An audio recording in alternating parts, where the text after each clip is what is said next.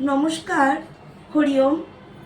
আশা করছি আপনারা সকলে খুবই ভালো আছেন এবং সুস্থ আছেন।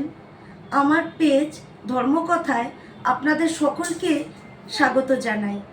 আমি আজকে তৃতীয় এপিসোডে পদার্পণ করছি। আশা করছি আপনাদের পাশে পাবো। আপনাদের ভালো লাগলে অবশ্যই আপনাদের আত্মীয় স্বজন, বন্ধু বান্ধব, পাড়া প্রতিবেশী সবার মধ্যে এটা ছড়িয়ে দেবেন। কারণ আমি তো বলেছি আমার উদ্দেশ্য হচ্ছে ধর্মকথাকে, শ্রীমদ্ ভগবদ্গীতা যেটাকে ম্যানুয়াল অফ লাইফ বলা হয়, এটাকে প্রত্যেকটা মানুষের মধ্যে ছড়িয়ে দেওয়া। আর এইটা কোনো কঠিন সংস্কৃত শ্লোক নয়, এটা খুবই সহজ সরল। আমরা এটাকে বাংলায় খুবই সহজ ভাষায় এটাকে ব্যাখ্যা করে নিজের জীবনে আমরা এটাকে অ্যাপ্লাই করতে পারি। তাই আশা করছি আমি সবাইকে আপনাদের পাশে পাবো। তাহলে আজকের ধর্মকথা আমি এখানেই শুরু করছি। আমি শ্রীমদ্ ভগবদ্গীতা 2 নম্বর অধ্যায়ের কিছু শ্লোক পাঠ করে শোনাবো। আজকে আমি 6 নম্বর শ্লোক থেকে শুরু করছি। ন চৈতদিত্বঃ কতরন্নো গরীয়ঃ यद्वा जयेम यदि बानो जयेयुः याने बहत्वा न जिजीविषामः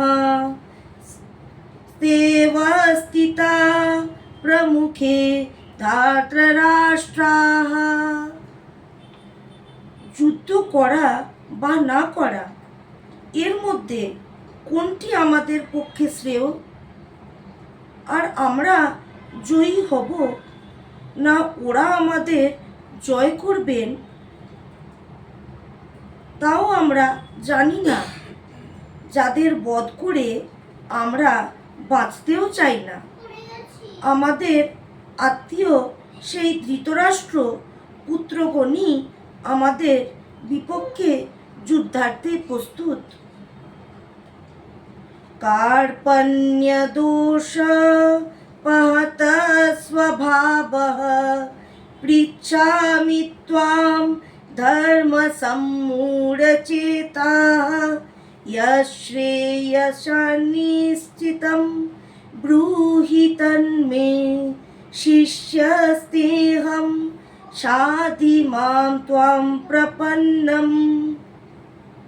এই জন্য কাপুরুষতার রূপ, দোষে অভিভূত স্বভাব এবং ধর্ম বিষয়ে বিমূঢ় চিত্ত আমি আপনাকে জিজ্ঞাসা করছি যে আমার পক্ষে যা নিশ্চিত কল্যাণকর তা আমাকে বলুন, কারণ আমি আপনার শিষ্য, আপনার শরণাগত, আমাকে শিক্ষা দিন। হরিওম। আজকের জন্য এই পর্যন্তই। আবার আমি আসব নতুন এপিসোড নিয়ে আপনাদের কাছে। নমস্কার।